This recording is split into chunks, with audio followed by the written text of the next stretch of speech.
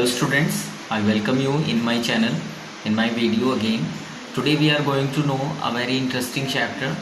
The name of this chapter is The Wind. This is the second chapter of your book and we are going to cover this poem. Student, and there is a very important hidden message in this poem. Student, first of all, let's talk about the poet of this poem. So who is the poet? This is the poem written by Subramanya Bharati, and this poem translated from Tamil language. Who translated from Tamil to English this poem? This poem is translated from Tamil by A.K. Ramanujan. Student, this poem basically contains a message. We all know that wind is a natural thing. Okay, so in this poem, poet compares this natural thing to the strongness. Why he compared to the strongness? Because when wind came, जब हवा आती है, जब wind आती है, तो sometime it crumbles the frail things. तो जो कमज़ोर चीज़ें होती हैं वो जनरली चरमरा जाती हैं, वो गिर जाती हैं. इसी तरीके से in the same way, in the same manner, when we faces challenges in our life, जब अपनी ज़िंदगी में हम challenges को face करते हैं, so sometime the people who are weak enough, जो weak हैं, कमज़ोर हैं, frail हैं, वो अपनी ज़िंदगी में हार जाते हैं. And if we don't know and we are not learning how to survive in a bad condition or such kind of oddities, so this is impossible that we can live in this world. So student, ये poem ये ऐसा ही एक message convey करते हुए में चलती है. चलिए इसको लाइन बाय लाइन हम समझते हैं कि पोएट हमसे कहना क्या चाहते हैं. Student, please open your book. This is the poem for 9th class student. I have poem written here, you can look here. This is the poem. Student, wind comes softly. In the very first line, poet here is saying wind comes softly, कि जो wind होती है वो softly आती है. पहली line में ही poet ने यहाँ पर फिगर ऑफ स्पीच यूज़ कर दी, यानी पोएट ने यहाँ पर कंपेयर कर दिया विंड को किससे? एक लिटिल चाइल्ड से. जैसे एक छोटा बच्चा सॉफ्टली आता है, धीरे से आता है, ऐसे ही जब हवा भी आती है तो बहुत ही सॉफ्टली आती है. आगे पोएट कहते हैं this is a conversation like a poem. So here poet is talking or even telling to the wind कि जब तुम आती हो, so don't break the shutters of window, don't scatter the paper, मत करो, don't break the shutters of window. जो window है, जो खिड़कियां हैं, उनके शटर्स को मत तोड़ो.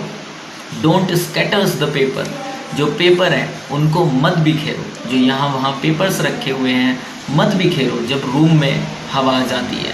Don't throw down the books on the shelf, मत फेंको, मत गिराओ उन चीज़ों को, उन बुक्स को जो शेल्फ पर रखी हुई हैं. There look what you did, देखो. जब विंड ऐसा कर देती है, नहीं मानती है, तो वो कहते हैं there look what you did, तुमने क्या किया है. थ्रू देम ऑल डाउन, तुमने सारी चीज़ों को नीचे गिरा दिया. स्टूडेंट, यहाँ पे लाइन देखिए, you threw them all down, you threw them all down. You here refer to the poetic device personification, क्योंकि यहाँ पर wind is a kind of non-living thing and poet is describing it as a living thing. तो यहाँ पर हम एक poetic device use होता है जिसको हम personification कहते हैं, क्योंकि यहाँ पर poet ने wind को you कहा है. ऐसे ही आगे चलते हैं.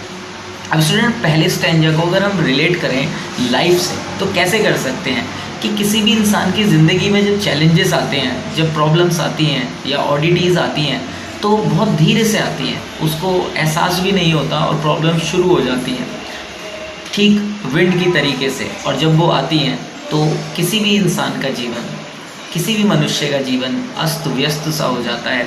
But we should learn to stand firm in such kind of situation.